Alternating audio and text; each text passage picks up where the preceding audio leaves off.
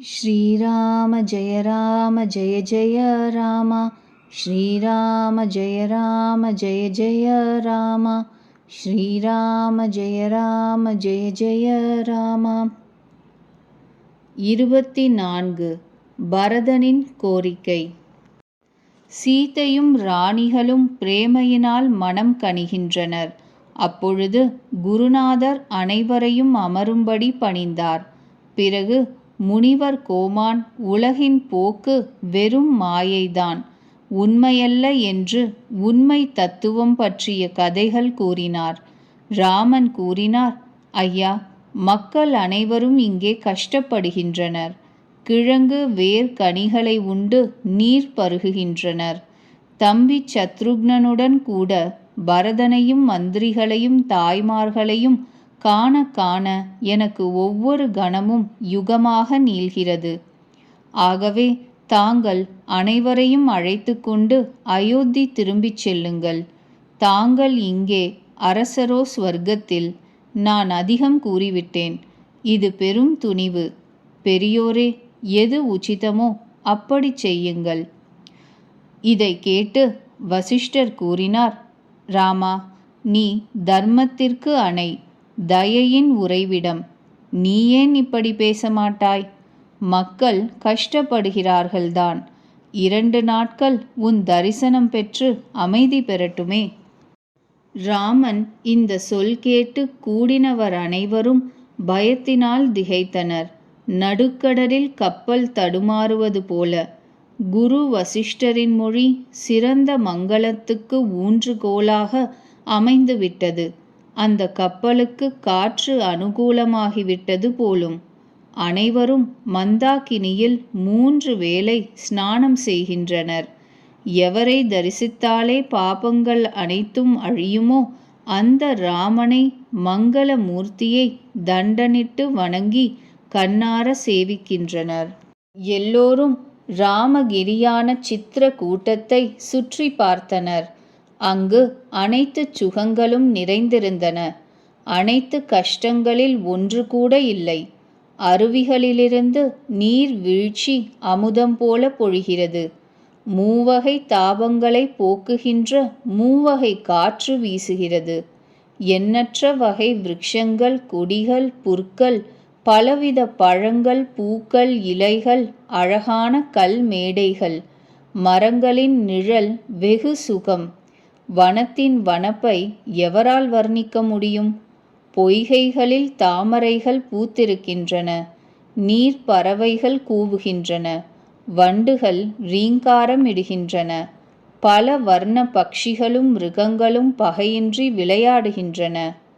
குறவர், வேடுவர், வனவாசிகள் தூயதான அருமையான அமுதத்திற்கு இணையான தேனை தொன்னைகள் செய்து அவற்றில் நிரப்பிக்கொண்டு கிழங்கு, வேர், பழம் முதலியவைகளை எல்லோருக்கும் தலைவணங்கி அந்த பொருள்களின் தனித்தனி சுவை, விதவிதமான குணம், பெயர் கூறி அளிக்கின்றனர்.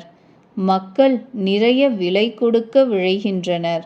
ஆனால் அவர்கள் பெறுவதில்லை. மறுபடியும் கொடுத்தால் ராமன் பேரில் ஆணையிடுகிறார்கள். பிரேமையில் மூழ்கி அவர்கள் கனிந்த குரலில் கூறுகிறார்கள். சாதுக்கள் பிரேமையை அடையாளம் கண்டு அதைத்தான் மதிப்பார்கள். நீங்களோ புண்ணிய ஆத்மாக்கள், நாங்களோ நீச்சமான வேடுவர்கள். ராமனுடைய கிருபையினால் எமக்கு தரிசனம் கிட்டியது. எமக்கு தங்கள் தரிசனம் மிகவும் அரிது. பாலைவனத்தில் கங்கா பிரவாகம் பாய்வது போல. பாருங்கள், ராமச்சந்திர பிரபு இந்த ஏழை வேடர்களிடம் எவ்வளவு கருணை காட்டியிருக்கிறார். அரசர் எப்படியோ அப்படித்தானே அவருடைய பரிவாரமும் மக்களும் இருக்க வேண்டும். உள்ளத்தில் இவ்விதம் உணர்ந்து தயவு செய்து சங்கோஜத்தை விட்டு எங்கள் பிரேமையை பார்த்து இரக்கம் காட்டுங்கள். எங்களை செய்நன்றி உள்ளவர்களாக்கும் பொருட்டு இந்த பழம், புல், முளைகளை ஏற்றுக்கொள்ளுங்கள். நீங்கள் எங்களது அருமை விருந்தாளிகள். காட்டிற்கு வந்திருக்கிறீர்கள். தங்களுக்கு சேவை புரிவதற்கு எங்களுக்கு தகுதி இல்லை. நாங்கள் தங்களுக்கு என்ன கொடுக்க முடியும்? வேடர் உங்களுடன் கூடுவதா? காய்ந்த விறகுக்கும் பச்சை இலைகளுக்கும் உள்ள உறவுதான். நாங்கள் உங்களுக்கு செய்யக்கூடிய பெரிய சேவை தங்கள் துணிமணிகள் பாத்திரங்களை திருடாமல் இருப்பதுதான். நாங்களோ ஜட பிராணிகள், ஜீவஹிம்சை செய்பவர்கள், கொடுமையானவர்கள், கொடிய நடத்தை உள்ளவர்கள், மிருகங்களை கொல்பவர்கள், சித்திரவதை செய்பவர்கள், கெடுமதி படைத்தவர்கள், கெட்ட ஜாதிகள். எமது பகல் இரவுகள் பாபச் செயலிலே கழிகின்றன. எங்கள் இடுப்பில் துணியும் கிடையாது, வயிறு நிரம்புவதும் இல்லை. எங்களுக்கு கனவில் கூட தர்ம புத்தி எப்படி வரும்? ஆசை தீராதவர்கள் நாங்கள். இவையெல்லாம் ரகுநாதனை தரிசித்த புண்ணியம்தான். என்றிலிருந்து பிரபுவின் திருவடி தரிசனம் பெற்றோமோ அன்றிலிருந்து எங்களுடைய பொறுக்க முடியாத கஷ்டங்கள், குற்றங்கள், மனக்குறைகள், துர்க்குணங்கள் அனைத்தும் விலகிவிட்டன. வனவாசிகளின் இந்த சொல் கேட்டு அயோத்தி மக்கள் பிரேமையுடன் கொண்டாடினார்கள். அவர்களுடைய பாக்கியத்தை நினைத்து வியந்தார்கள். அனைவரும் அவர்களுடைய பாக்கியத்தை பாராட்டினர். அன்பு வார்த்தை கூறினார்கள். அவர்களின் பேச்சு, மரியாதை, அணுகுகின்ற அடக்கம், சீதா ராமர்களிடம் அவர்களுக்கு உள்ள பக்தி, இவற்றை கண்டு அனைவரும் மகிழ்ந்தனர். அந்த குறவர் வேடுவர் பேச்சை கேட்ட பிறகு ஆண் பெண்களான அயோத்திவாசிகள் அனைவரும் தமது பிரேமையின் சிறுமையை உணர்ந்தனர். துளசிதாசர் கூறுகிறார், இதுவும் ரகுவம்ச ரத்தினமான ராமனின் கிருபைதான். இரும்பு கூட ஓடத்தை தன்மேல் தாங்கி அக்கறை சேர்க்கிறது. அதாவது கனமான இரும்பு தண்ணீரில் மூழ்கிவிடக்கூடியது. அதுவே படகாக வளைந்துவிட்டால் தானும் மிதந்து தன் மீது ஏறுபவர்களையும் அக்கறை சேர்க்கிறது. அதுபோல வேடர் குறவரின் ராம பக்தி நகர மக்களுக்கு பரவசம் ஊட்டியது. மக்கள் அனைவரும் ஒவ்வொரு நாளும் மகிழ்ச்சி அதிகமாகி காட்டில் இங்கும் அங்கும் சஞ்சரித்தனர். எப்படி பருவத்தின் முதல் மழை கண்டு தவளைகளும் மயில்களும் பருத்து போய் கூத்தாடுமோ அப்படி சந்தோஷப்பட்டனர். அயோத்தி மக்கள் ஆண் பெண்கள் அனைவரும் பிரேமை வெள்ளத்தில் மூழ்கி இருந்தனர். அவர்கள் பொழுது கண் சிமிட்டும் நேரத்தில் கழிந்தது. மாமியார்கள் எத்தனை பேர் இருந்தனரோ அத்தனை வடிவங்களே எடுத்து சீதாதேவி பணிவிடைகளை ஆர்வத்துடன் செய்தாள். ராமனை தவிர வேறு எவருக்கும் இந்த ரகசியம் தெரியாது. மாயைகள் அனைத்தும் பராசக்தி மகாமாயா சீதாதேவியின் மாயையில் அடங்கியவை. சீதை பணிவிடை செய்து மாமியார்களை வசப்படுத்தினாள். அவர்கள் சுகம் பெற்று ஆசி அளித்தனர், அறிவுரை கூறினர். சீதையுடன் கூடிய ராம லக்ஷ்மணர்களின் நேர்மையை பார்த்து கெடுமதி கைகேயி தன் தவற்றை உணர்ந்து மனமாற பச்சாதாபப்பட்டாள். அவள் பூமியையும் யமதர்மராஜனையும் வேண்டினாள். பூமி வெடிக்கவும் இல்லை, விதி மரணத்தை அளிக்கவும் இல்லை. எவர் ராமனுக்கு விரோதியோ அவருக்கு நரகத்தில் கூட இடம் கிடைக்காது என்பது உலகிலும் வேதங்களிலும் பிரசித்தம். கவிகளும் கூறுவார்கள், எல்லோர் மனதிலும் ஒரு கவலைதான், விதியே ராமன் அயோத்தி திரும்புவது உண்டா இல்லையா? பரதனுக்கு இரவில் தூக்கம் வரவில்லை, பகலில் பசி எடுப்பது இல்லை. அவர் உண்மையான கவலையினால் நொந்து போனார். தண்ணீர் வற்றி சேற்றில் அவதிப்படும் மீன் போல தவித்தார். தாயை கருவியாக கொண்டு காலம் தீங்கு விளைத்துவிட்டது. பயிர்கள் முற்றி வரும்பொழுது பயிர் நோய் பயமுறுத்துவது போல. ராமனுக்கு பட்டாபிஷேகம் எப்படி நடக்கும்? எனக்கு ஒரு உபாயமும் தோன்றவில்லையே. இவ்வாறாக பரதர் குழம்பினார். குரு ஆணையிட்டால் ராமன் ஒருவேளை தவறாமல் அயோத்தி திரும்பக்கூடும். வசிஷ்டரோ ராமனுடைய கருத்து அறிந்துதான் ஏதாவது சொல்வார். தாய் கௌசல்யா சொன்னாலும் ராமன் திரும்பலாம். ராமனை பிள்ளையாக பெற்றவள் எப்பொழுதாவது பிடிவாதம் பிடிப்பாளா? நானோ அண்டினவன், என் பேச்சு செல்லுமா? எனக்கு நல்ல நேரம்தான் இல்லை. விதி விபரீதமாக இருக்கிறது. நான் பிடிவாதம் பிடித்தால் அதுவே தீச்செயலாகும். ஏனெனில் பணியாளனின் தர்மம் கைலாசத்தை காட்டிலும் பாரமானது. ஒரு யுக்தியும் பரதனின் மனதில் தோன்றவே இல்லை. யோசித்து யோசித்து இரவும் கழிந்தது. பரதன் காலையில் ஸ்நானம் செய்துவிட்டு பிரபுவுக்கு தலைவணங்கி உட்கார்ந்தவுடன் வசிஷ்டர் கூப்பிட்டு அனுப்பினார். பரதன் குருவின் சரணங்களில் வணங்கி அனுமதி பெற்று அமர்ந்தார்.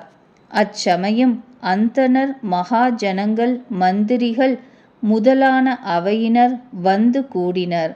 முனிவர் கோமான் அச்சமயத்திற்கு பொருத்தமாக பேசினார். அவையோர்களே, மதிநலம் மிக்க பரதனே, கேளுங்கள். சூரிய குலத்தின் சூரியனான மகாராஜன் ராமன் தர்மத்தில் பொறுப்புள்ளவர், தன்னடக்கம் உள்ளவர், பகவான். அவர் உண்மையே விரதமாக கொண்டவர், வேதத்தின் நெறி காப்பவர். ராமனின் அவதாரமே உலகத்தின் நன்மைக்காகவே ஏற்பட்டது. அவர் குரு, தாய், தந்தை சொன்னபடி கேட்பவர். கொடியவர்களின் கூட்டத்தை அழித்து தேவர்களுக்கு ஹிதம் செய்வார். நீதி, அன்பு, பர தத்துவம், தன் கடமை பற்றி ராமன் போல உண்மை உணர்ந்தவர் எவரும் இலர். பிரம்மா, விஷ்ணு, மகாதேவன், சந்திரன், சூரியன், திக்பாலர்கள், மாயை, ஜீவன், கர்மம், காலம், ஆதிசேஷன், அரசர்கள், இப்படியெல்லாம் எத்தனை ஆட்சியாளர்கள் உள்ளனரோ, மேலும் யோகங்கள், சித்திகள் வேதாகமங்களில் கூறப்பட்டவை உள்ளனவோ, ராமனுடைய ஆணை இவர்கள் எல்லோர் மீதும் செல்லுபடி ஆகிறது என்பது வெட்ட வெளிச்சம். ஆலோசித்தால் இது நன்கு புரியும். ஆகவே ராமனுடைய ஆணையையும் விருப்பத்தையும் ஏற்பதில்தான் நம் எல்லோருடைய நன்மையும் உள்ளது. இப்பொழுது அறிவாளிகளான நீங்கள் ஒரு முகமாக சம்மதித்து முடிவெடுத்து நிறைவேற்றுங்கள். ராமனுக்கு பட்டாபிஷேகம் செய்வது எல்லோருக்கும் உகப்பானதுதான். மங்களத்திற்கும் ஆனந்தத்திற்கும் இது ஒன்றுதான் வழி. ராமன் அயோத்தி எப்படி வருவார்? ஆராய்ந்து உபாயம் கூறுங்கள். இவ்வாறு கூறிவிட்டு முனிவர் அமைதியானார். நீதி, பேருண்மை, கடமைகளுக்கு இசைந்த முனிவர் கோமானின் பேச்சை ஆர்வத்துடன் மக்கள் கேட்டனர். எவருக்கு பதில் ஒன்றும் புரியவில்லை, திகைத்தனர். அப்பொழுது பரதன் தலைவணங்கி கைகூப்பினார். கூறினார், சூரிய வம்சத்தில் ஒருவரை காட்டிலும் ஒருவர் மிக்கவராக பல அரசர்கள் இருந்தனர். யாவருக்கும் பிறவிக்கு காரணம் தாய் தந்தையர். நல்லதும் கெட்டதுமான செயல்களின் பயனை விதி வகுக்குகிறது. தங்கள் ஆசி ஒன்றுதான் கஷ்டங்களை போக்கி எல்லா மங்களங்களையும் தரவல்லது என்பதை உலகம் அறியும். ஐயா முனிவரே, விதியின் போக்கை கூட தடுக்க வல்லவர் தாங்கள் ஒருவர்தான். தாங்கள் என்ன தீர்மானம் சொல்கிறீர்களோ அதை எவர் மாற்ற முடியும்? நீங்கள் என்ன உபாயம் கேட்கிறீர்கள்? என்னிடம் ஆலோசனை கேட்கிறீர்கள். இது என் பாக்கிய குறைதான். பரதனின் பக்திமிக்க சொற்கேட்டு குருவின் மனதில் அன்பு ததும்பியது. அப்பா பரதா, நீ சொல்வது உண்மைதான். அதுவும் ராம கிருபை இருந்தால்தான் நடக்கும். ராமனுக்கு முரண்பட்டவனுக்கு கனவில் கூட வெற்றி கிடைக்காது. பரதா, நான் ஒன்று சொல்ல கூச்சப்படுகிறேன். அறிஞர்கள் எல்லாவற்றிற்குமே அழிவு நேரும் பொழுது பாதியை காப்பாற்ற பாதியை விட்டுவிடுவார்கள். பரத சத்ருக்னர் நீங்கள் இருவரும் காடு செல்லுங்கள். ராமலக்ஷ்மணர், சீதை நாடு திரும்பட்டும். இந்த நற்சொல் கேட்டு சகோதரர் இருவரும் உளமாற மகிழ்ந்தனர். அவர்களுடைய அங்கங்கள் அனைத்தும் பேரானந்தத்தில் நிரம்பி திளைத்தன. அவர்கள் மனது இப்பொழுதுதான் நிம்மதியடைந்தது. உடலில் களை வந்துவிட்டது. தசரதரே எழுந்து வந்து விட்டாரோ? ராமன் அரசராகிவிட்டாரோ? மற்ற மக்களுக்கு இந்த ஏற்பாட்டினால் லாபம் அதிகம், நஷ்டம் கொஞ்சம்தான். ராணிகளுக்கு துயரமும் உண்டு, சுகமும் உண்டு. சுகமே பெரிதாயிருக்கும். இது கேட்டு அவர்கள் அழுதார்கள். பரதன் கூறினார், முனிவர் என்ன கூறினாரோ அதை நிறைவேற்றினால் உலகம் முழுவதும் ஜீவன்களுக்கு என்ன விருப்பமோ அதை அளித்த பயன் உண்டாகும். 14 ஆண்டுகள் என்ன, ஆயுள் முழுவதும் நாங்கள் காட்டில் வசிப்போம். எனக்கு இதை காட்டிலும் பெரிய சுகம் ஒன்றும் இல்லை. சீதாராமர்கள் உள்ளம் அறிந்தவர்கள், தாங்களோ எல்லாம் அறிந்தவர்கள், மதிநுட்பம் உள்ளவர்கள். நீங்கள் உண்மையாகவே இப்படி கூறியிருந்தால் ஐயா, உங்கள் வார்த்தையை நிறைவேற்றுங்கள். பரதனின் இந்த சொற்கேட்டு அவருடைய பிரேமை கண்டு அவை முழுவதுடன் கூட வசிஷ்டர் மெய்மறந்தார். பரதர் பெருமை பெரிய கடல், முனிவரின் புத்தி அதன் கரையில் அப்பாவி பெண் போல் நின்றது. அந்த பெண் அந்த கடலை கடக்க விரும்புகிறாள். அதற்கு உள்ளத்தில் உபாயம் தேடுகிறாள். ஓடம், கப்பல், தோணி ஒன்றும் கிடைக்கவில்லை. பரதனின் பெருமையை எவர் கடக்க முடியும்? குளத்துச் சிப்பிக்குள் எங்காவது கடல் அடங்குமா? பரதன் உள்ளம் முனிவருக்கு புரிந்தது. அவர் கூட்டத்துடன் ராமன் அருகே சென்றார். ராமன் வணங்கி உயர்ந்த பீடம் அளித்தார். அனைவரும் முனிவர் அனுமதி பெற்று அமர்ந்தனர். முனிவர் கோமான் தேசம், காலம், சந்தர்ப்பம் எல்லாவற்றையும் அனுசரித்து கூறினார். எல்லாம் அறிந்தவனே ராமா, கேளும். நீங்கள் தர்மம், நீதி, பண்பு, ஞானம் இவற்றின் நிறைகுடம். எல்லோர் உள்ளத்திலும் வாழ்கிறீர்கள். எல்லோருடைய நல்லதும் கெட்டதுமான எண்ணங்களை அறிவீர்கள். எது நகர மக்களுக்கும் தாய்மார்களுக்கும் பரதனுக்கும் ஹிதமோ அந்த உபாயம் கூறுங்கள். கஷ்டப்படுபவர்கள் ஒரு நாளும் ஆராய்ந்து பார்க்க மாட்டார்கள். சூதாட்டக்காரனுக்கு தன் சீட்டுத்தான் தெரியும்.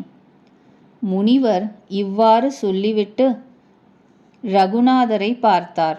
ரகுநாதர் பதிலளித்தார், ஐயா, உபாயம் தங்கள் கையில்தான் உள்ளது. தங்கள் குறிப்பை அறிந்து தங்கள் ஆணையை உண்மை என ஏற்று நிம்மதியுடன் கடைபிடித்தால்தான் எல்லோருக்கும் மேன்மை உண்டு. முதலில் எனக்கு என்ன ஆணையிடுகிறீர்கள்?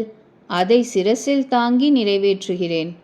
முனிவர் பெருமானே, பிறகு யாருக்கு என்ன சொல்கிறீர்களோ அவை எல்லாம் செயலில் நிறைவேறும். இதை கேட்டு முனிவர் கூறினார், ராமா, நீங்கள் சொல்வது உண்மைதான். ஆனால் பரதனுடைய பேரன்பு ஆராய்வதற்கு இடமளிக்கவில்லை. ஆகவே மீண்டும் மீண்டும் கூறுகிறேன், என் புத்தி பரதனுடைய பக்திக்கு வசமாகிவிட்டது. பரதன் விருப்பத்தின் பேரில் எது செய்தாலும் சிவன் சாட்சியாக அது மங்களமே என்பது என் கருத்து. முதலில் பரதனுடைய விண்ணப்பத்தை கேளுங்கள். அதை ஆராய்ந்து பாருங்கள்.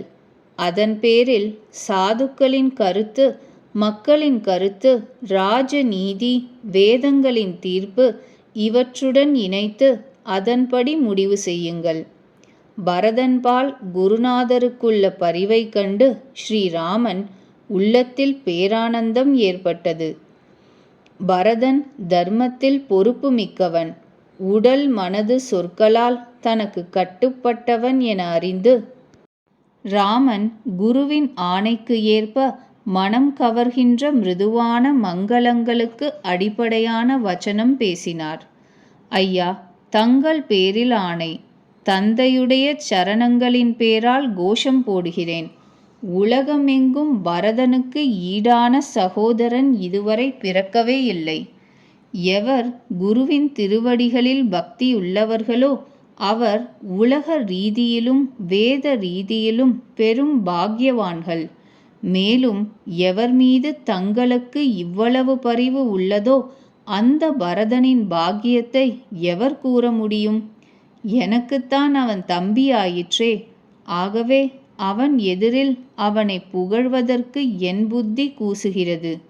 பரதன் எது கூறினாலும் அதை ஏற்று நடத்துவதுதான் நல்லது. இவ்விதமாக கூறி ராமன் மௌனமானார்.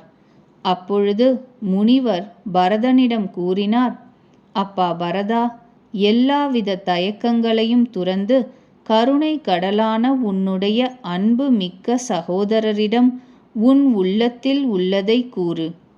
பரதன் முனிவர் சொல்லை கேட்டார். ராமனின் குறிப்பு அறிந்தார். குருவும் பிரபுவும் முழுமையாக தனக்கு இணங்கி விட்டனர் என்று கண்டார். எல்லா பொறுப்புகளும் இப்பொழுது என் தலைமேலே. பரதன் ஒன்றும் சொல்ல முடியவில்லை. மனதினுள் ஆராய்ந்தார். மெய் சிலிர்த்தது. அவர் சபையில் எழுந்து நின்றார். தாமரை கண்களில் அன்பு நீர் பெருகியது. நான் சொல்ல வேண்டியதை குருநாதரே கூறிவிட்டார். அதற்கு மேல் நான் என்ன கூறப்போகிறேன்? என் பிரபுவின் இயல்பை அறிவேன். அவர் தவறு செய்பவர் மீது கோபிக்கவே மாட்டார். என்னிடம் தனிப்பட்ட அருளும் அன்பும் உண்டு. நான் விளையாடும் பொழுது கூட அவர் முகம் சுளித்து பார்த்ததில்லை. குழந்தை பருவத்திலிருந்து நான் அவரை அண்டியிருப்பதை தவிர்த்ததில்லை. அவரும் ஒரு நாளும் என் மனதை புண்படுத்தியதே இல்லை. நான் பிரபுவின் கிருபையின் போக்கை உள்ளத்தில் நன்கு அனுபவித்திருக்கிறேன். நான் விளையாட்டில் தோற்கும் பொழுது கூட வெற்றி பெற வைத்திருக்கிறார். நானும் பிரேமையினாலும் கூச்சத்தினாலும் அவர் எதிரில் வாய் திறப்பதில்லை. பிரேம தாகம் என் கண்களுக்கு. இன்று வரை எவ்வளவு பார்த்தாலும் தீரவில்லை. திருப்தியும் இல்லை. விதிக்கு நான் நன்றாக இருப்பது பிடிக்கவில்லை என நினைக்கிறேன். அது தாழ்மதி தாயின் வழியாக எங்களிடையே பெரிய இடைவெளி ஏற்படுத்திவிட்டது. இப்படி கூறுவது கூட எனக்கு அழகல்ல. தானே நினைத்து கொண்டதற்காக ஒருவன் நல்லவனோ தூயவனோ ஆகிவிட முடியுமா? தாய் தாழ்ந்தவள், நான் சாது நல்ல நடத்தை உள்ளவன் என்று உள்ளத்தில் கொள்வதே கோடி கெட்ட செய்கைகளுக்கு ஈடாகும். பதரில் உயர்ந்த தானியம் விளையுமா? கருப்பு சிப்பி முத்தை விளைவிக்குமா? கனவில் கூட பிறர் மீது குற்றம் ஒன்றும் இல்லை. என் துர்பாகியமே ஆழமான கடல். என் வினைகள் மூழ்வதை அறியாமல் தாயை கடுமையாக பேசி வீணாக புண்படுத்தி விட்டேன். நான் எவ்வகையிலும் உள்ளத்தில் ஆராய்ந்து தோற்றுவிட்டேன். ஒரு வழியில்தான் எனக்கு நிச்சயம் மேன்மை உண்டு. குருநாதர் மிகவும் நல்லவர், எல்லாம் அறிந்தவர். சீதாராமன் என் பிரபு. இவர்களால் எது எனக்கு நேர்ந்தாலும் அது எனக்கு நல்லதென்று தோன்றுகிறது. சாதுக்கள் சபையில் குரு என் பிரபு இவர்கள் முன்னிலையில் இந்த தூய தீர்த்த கரையில் உண்மையாக கூறுகிறேன். இது பிரேமையோ வெறும் தோற்றமோ பொய்யா நிஜமா, இதை எல்லாம் அறிந்த முனிவரும் அந்தர்யாமியான என் பகவான் ஸ்ரீராமனும் அறிவார்கள். பிரேமையில் கொடுத்த வாக்கை நிறைவேற்றி வெற்றி பெற்று தந்தை இறந்ததற்கும் தாயின் கெடுமதிக்கும் உலகம் அனைத்தும் சாட்சி. தாய்மார்கள் கஷ்டப்படுகிறார்கள், காண சகிக்கவில்லை. அயோத்தி மக்கள் பொறுக்க முடியாத கஷ்டத்தில் தவிக்கிறார்கள். நான் தான் இவ்வளவு கேடுகளுக்கும் மூல காரணம். இதை கேட்டு அறிந்து நான் எல்லா கஷ்டங்களையும் பொறுத்து கொள்கிறேன். ரகுநாதன் லக்ஷ்மணன் சீதையுடன் கூட முனிவர் கோலம் பூண்டு காலணி அணியாமல் கால்நடையாக காட்டில் அலைகிறார்கள். இதை கேட்டு சங்கரர் பரமேஸ்வரன் சாட்சியாக இந்த காயம் பட்டு கூட நான் உயிர் வாழ்கிறேனே. வேடராஜனின் அன்பை கண்டு கூட இந்த வஜ்ராயுதத்தை காட்டிலும் கடோரமான உள்ளத்தில் பிளவு ஏற்படவில்லை. இங்கு வந்து நீங்கள் கண்ணார கண்டு கேட்டீர்கள். இந்த கல்லான ஜீவன் உயிருடன் இருந்து இத்தனையும் தாங்கிக் கொள்வான். எவரை பார்த்துவிட்டு வழியில் போகும் சாரை பாம்பும் தேலும் தமது பயங்கர விஷத்தையும் கோபத்தையும் துறக்குமோ, அந்த ரகுநந்தனன் லக்ஷ்மணன் சீதை எவருக்கு பகைவர்களாகப் படுகிறார்களோ, அந்த கைகேயியின் பிள்ளையான என்னை தவிர தெய்வம் கூட பொறுக்க முடியாத கஷ்டத்தை வேறு யார் தாங்குவார்? மிகவும் துவண்டு கஷ்டம் பிரேமை பணிவு நீதி தோய்ந்த பரதனுடைய சிறந்த பேச்சை கேட்டு மக்கள் சோகத்தில் ஆழ்ந்தனர். அவை முழுவதும் துயரம் சூழ்ந்தது. தாமரை காட்டில் பனி பெய்தாற்போல் இருந்தது. ஞானியான முனிவர் பல வகையான பழைய நிகழ்ச்சிகளின் கதை கூறி பரதனுக்கு ஆறுதல் கூறினார். பிறகு சூரிய குலம் என்ற ஆம்பல் மலர்களை மலர்விக்கும் சந்திரன் ராமன் தக்கவாறு பதில் கூறினார். அப்பா பரதா, நீ வீணாக மனதை அலட்டிக் கொள்கிறாய். ஜீவர்கள் போக்கு பகவானுக்கு உட்பட்டது. என் கருத்துப்படி சென்ற நடக்கின்ற வரப்போகின்ற முக்காலமும் ஸ்வர்க்கம் பூமி பாதாளம் மூவுலகிலும் உள்ள அத்தனை புண்ணியாத்மாக்களும் உனக்கு தாழ்ந்தவர்கள்தாம் அப்பா. மனதால் கூட உன்மீது கொடியவன் என்ற குற்றத்தை ஒருவன் சாட்டினால் அவனுக்கு இவ்வுலக நன்மையும் பரலோக நன்மையும் கிடைக்காது. குருவையும் சத் சங்கத்தையும் நாடாதவனான ஒரு முட்டாள்தான் கைகேயி மீது பழி கூறுவான். பரதா, உன் நாமத்தை நினைத்த உடனே எல்லா பாபங்களும் அறியாமையும் கேடுகளின் சுமையும் அழிந்து போகும். இவ்வுலகில் நற்புகழும் பரலோகத்தில் மேன்மையும் ஏற்படும். பரதா, நான் இயல்பாகவே உண்மை கூறுகிறேன். சிவபெருமானே சாட்சி. இந்த பூமி உன் பொறுப்பில்தான் காப்புடன் உள்ளது. அப்பா பரதா, நீ ஏன் குருட்டு யோஜனை செய்கிறார்? பகையும் அன்பும் மறைத்தாலும் மறைக்க முடியாதவை. பட்சிகளும் மிருகங்களும் முனிவர்களிடம் பயமின்றி பழகுகின்றன. ஆனால் ஹிம்சை செய்யக்கூடிய வேடர்களை கண்டதுமே ஓடிவிடுகின்றன. பசு பட்சிகள் கூட அறியுமே. மானுட பிறவியே குணம் பேரறிவு இவற்றின் உறைவிடமாயிற்றே.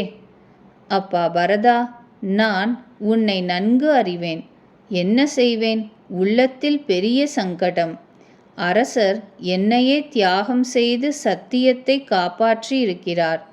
பிரேமையை பணயம் வைத்து உடலை துறந்துவிட்டார். அவருடைய சத்தியத்தை பொய்யாக்கி அவருடைய மரணத்தையும் தவிர்க்காமல் போன பிறகு நான் நாடு திரும்பி என்ன பயன்? அவருடைய ஆணையை மீறுவதில் என் மனதில் தயக்கம் உண்டாகிறது. அதையும் மீறி அதிகமாக உன் புழுக்கம் கவலை தருகிறது. அதற்கும் மேலே குருநாதரின் ஆணையிட்டும் எனக்கு கலக்கம் உண்டாகிறது. பரதனின் விருப்பத்தை நிறைவேற்றுவதே நல்லதென்று நானே கூறிவிட்டேன். ஆகவே நீ என்ன கூறுகிறாயோ அதையே நான் செய்ய விரும்புகிறேன். நீ மனதில் தெளிவடைந்து தயக்கத்தை விட்டு என்ன கூறுகிறாயோ அதையே இன்று நான் சொல்வேன் செய்வேன். உண்மையில் உறுதி பூண்ட ரகுவரனின் மொழி பேச்சு கேட்டு மக்கள் கூட்டம் முழுதும் மனம் மகிழ்ந்தது. தேவர் கூட்டத்துடன் இருந்த இந்திரன் பயந்து போனான். நாம் செய்த ஏற்பாடு கெட்டுவிடுமோ என கவலைப்பட்டான். இப்பொழுது ஒரு உபாயமும் செய்யவும் முடியாது. அவன் மனதிற்குள் ராமனையே சரணடைந்தான். பிறகு ஆலோசித்து பார்த்து தமக்குள் கூறிக்கொண்டான், ராமனோ பக்தனின் பக்திக்கு வசப்பட்டவராயிற்றே. அம்பரீஷனையும் துர்வாசரையும் நினைத்து பார்த்து தேவர்களும் இந்திரனும் முழுதும் நம்பிக்கை இழந்தனர். முன்பு தேவர்கள் வெகுகாலம் கஷ்டப்பட்டனர். அப்பொழுது பிரஹ்லாதன்தான் நரசிம்மமயமாக பகவானை வெளிப்படுத்தினார். எல்லா தேவர்களும் காதோடு காதாக தலையை மோதிக்கொண்டு இப்பொழுது தேவர்கள் காரியம் பரதன் கையில் உள்ளது என்று கூறிக்கொண்டனர். தேவர்களே, வேறு உபாயம் ஒன்றும் தோன்றவில்லை. ராமன் தன் சிறந்த அடியார்களுக்கு கிடைக்கின்ற சேவையைத்தான் மதிப்பார். ஆகவே தமது குணங்களாலும் நற்பண்புகளாலும் ராமனை வசப்படுத்துகிற பரதனையே அனைவரும் தமது உள்ளங்களிலே பக்தியுடன் நினையுங்கள். தேவர்கள் கருத்தை கேட்டு தேவகுரு பிரகஸ்பதி கூறினார், நன்றப்பா, நன்று. உங்கள் கருத்து உங்களுக்கு இது பெரும் பாக்கியம். பரதன் திருவடிகளில் பக்தி கொள்வது எல்லா மங்களங்களுக்கும் அடிப்படை. சீதாபதியின் அடியாருக்கு சேவை செய்வது 100 காமதேனுக்கள் போல நலம் தருபவை. உங்கள் மனதில் பரத பக்தி வந்துவிட்டதே, இனி கவலையை விடுங்கள். பரதனை மீண்டும் மீண்டும் மனதில் தியானம் செய்யுங்கள். விதி காரியத்தை முடித்து கொடுத்து விட்டது. இந்திரனே, பரதனுடைய பிரபாவத்தை பார். ரகுநாதன் இயல்பாகவே முழுமையாக அவருக்கு இணங்கியிருக்கிறார். பரதன் ராமனுடைய பிரதிபிம்பம் என்று அறிந்து கொள். தேவர்களே, மனதை திடப்படுத்துங்கள், பயம் வேண்டாம். தேவகுரு பிரகஸ்பதியும் தேவர்களும் ஆலோசித்து எடுத்த முடிவை பார்த்து அந்தர்யாமியான ராமனே மனம் கூசினார். பரதனோ தன் தலைமீது சகல பொறுப்புகளும் வந்து விட்டன என மனதில் உணர்ந்து பலவிதமான யுக்திகளை ஆலோசித்தார். எல்லா விதங்களிலும் ஆலோசித்து அவர் மனதில் ஒரு முடிவு எடுத்தனர். ராமனுடைய ஆணையே நமக்கு மேன்மை தரும். அவர் தனது விரதத்தை விட்டு ஏற்றாரே, என்ன கிருபை, என்ன அன்பு, கொஞ்ச நஞ்சமல்ல. சீதாபதி எல்லா வகைகளும் எனக்கு எல்லையற்ற அருள் புரிந்துவிட்டார். பிறகு இவ்வாறாக யோசித்து பரதர் தாமரை கைகளை குவித்து வணங்கி கூறினார். கருணை கடலே, உள்ளத்தில் உறைபவரே, பிரபுவே, நான் என்ன கூறுவேன்? தங்களை என்ன கூற சொல்வேன் செய்வேன். குருநாதர் அருள் கூர்ந்து விட்டார். பிரபுவும் அனுகூலமாகிவிட்டார். என் மன மாசும் நானாக கற்பித்து கொண்ட வேதனைகளும் தீர்ந்தன. நான் பொய்யான பயத்தில் கலவரமடைந்தேன். நான் வருத்தப்பட வேண்டிய காரணம் இனி ஒன்றும் இல்லை. நமக்கு திசை தடுமாறுவது சூரியனின் குற்றமல்லவே. தேவா, என்னுடைய பாக்கிய குறை, தாயின் கொடுமை, விதியின் விபரீத போக்கு, காலத்தின் கெடுபிடி, இதுவேதான் காரணம். இவை எல்லாமே சேர்ந்து கால் ஊன்றி என்னை கெடுத்துவிட்டன. ஆனால் சரணாகதனை காக்கும் நீங்கள் தன் பங்கை, அதாவது சரணாகதனை காப்பாற்றி நிறைவேற்றி விட்டீர்கள். இது தங்களுக்கு புதிய வழி அல்ல. உலகிலும் வேதங்களிலும் இது பிரசித்தம், ஒளிவில்லை. உலகம் முழுவதும் எனக்கு கேடு நினைக்கட்டுமே. ஆனால் ஐயா, நீங்கள் ஒருவர் அனுகூலமாகிவிட்டீர்கள். பிறகு எவருடைய நல்ல எண்ணம் எனக்கு நன்மை தர வேண்டும்? தேவா, தாங்கள் இயல்பு கற்பகத்தரு போன்றது. அது எவருக்கும் அனுகூலமும் இல்லை, பிரதிகூலமும் இல்லை. அந்த கற்பகத்தருவை அதன் அருகே சென்றவர்தான் அடையாளம் காண முடியும். அதன் நிழலே எல்லா கவலைகளையும் போக்கிவிடும் அரசன். பரதேசி நல்லவன் கெட்டவன் எவன் எதை விரும்புகிறானோ அவன் விரும்புவதை அது அளிக்கும். குருநாதர், பிரபு இவர்களுடைய எல்லா வகையிலுமான பிரேமையை உணர்ந்து என் கலக்கம் தீர்ந்துவிட்டது. எனக்கு ஒரு ஐயமும் இல்லை. தயாநிதியே, எப்படி செய்தால் இந்த அடிமைக்காக பிரபுவின் மனதில் எந்தவித குழப்பமும் நேராதோ அப்படி செய்யுங்கள். எந்த பணியாளன் எஜமான் விருப்பத்தை தடை செய்து தன் நலத்தை விரும்புகிறானோ அவன் புத்தி நீச்சமானது. தன் சுகங்கள் ஆசைகள் அனைத்தையும் துறந்து எஜமானின் சேவையையே செய்வதுதான் பணியாளருக்கு ஹிதம். ஐயா, தாங்கள் திரும்பி வந்தால் அனைவருக்கும் அவரவர் சுயநலம் நிறைவேறும். ஆனால் தங்கள் ஆணையை நிறைவேற்றுவதுதான் கோடி வகைகளில் மேன்மை தரும். இது சுயநலம் உண்மையான மேன்மை, இவற்றின் சாரம். எல்லா புண்ணியங்களின் நிறைவு, நல் மார்க்கத்திற்கு அழகு. தேவா, தங்கள் என் ஒரு விண்ணப்பம் கேட்டு எது உச்சிதமோ அப்படி செய்யுங்கள். பட்டாபிஷேகத்திற்கு வேண்டிய சகல பொருட்களும் சேர்த்து கொண்டு வரப்பட்டிருக்கின்றன. பிரபுவின் மனது எப்படி நினைக்கிறதோ அப்படி இவற்றை பயன்படுத்தலாம். தம்பி சத்ருக்னனுடன் கூட என்னை வனத்திற்கு அனுப்பிவிடுங்கள்.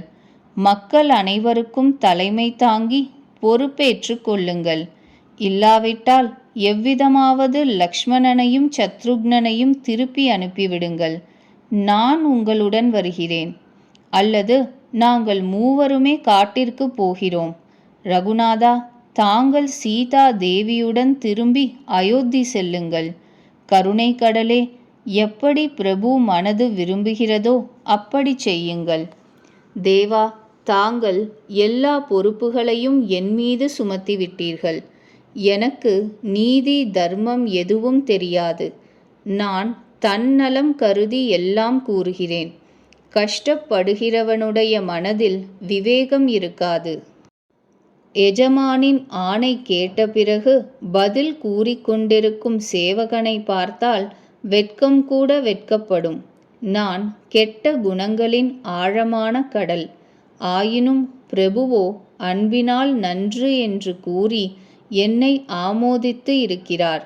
கருணை வடிவே பிரபோ ஸ்ரீராமா, தங்களது மனது எதனால் கூசிக் குறுகாதோ அந்த அபிப்பிராயத்தை கூறுங்கள். பிரபுவின் திருவடிகளின் மீது ஆணை, நான் உண்மையாக கூறுகிறேன். உலக மேன்மைக்கு இது ஒன்றே உபாயம். மனம் ஒப்பி சங்கோஜத்தை விட்டு பிரபு எப்படி ஆணையிடுகிறாரோ அதை எல்லா மக்களும் தலைமேற்தாங்கிச் செய்வார்கள். எல்லா இன்னல்களும் அநீதிகளும் அகலும். இவ்வாறு பரதன் கைகூப்பி ஸ்ரீராமரிடம் பிரார்த்தித்து கொண்டான்.